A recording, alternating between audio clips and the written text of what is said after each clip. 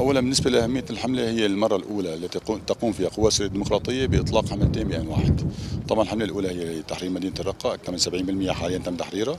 حاليا في عندنا الحمله لتحرير ما تبقى من الجزيره السوريه اضافه لشرق الفرات، وهذا يعتبر انجاز بالنسبه لقوات سوريا الديمقراطيه، كونها طبعا اكتسبت الخبرات السابقه. هي القوات الوحيده اللي جاهزه وقادره ان تقضي على تنظيم داعش الاراضي وتحرر اهلنا وشعبنا. بالنسبه للقوات المشاركه، هي مجلس دير الزور العسكري اضافه لقوات سوريا الديمقراطيه اضافه لقوات التحالف.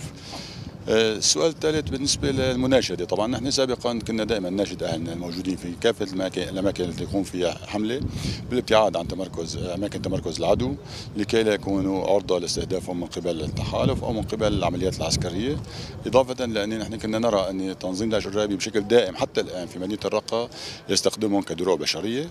نحن طبعا دائما نوجه نداءات لهم بأن يغادروا تلك الأماكن مسرح العمليات، يجدوا الطرق الآمنة للوصول إلى قوات سوريا الديمقراطية أو لمجلس دير الزور العسكري، ونحن جاهزين لتأمين سلامتهم، تأمين كافة مستلزماتهم من ناحية الصحية، من ناحية الطعام، من ناحية أماكن، من ناحية الإيواء.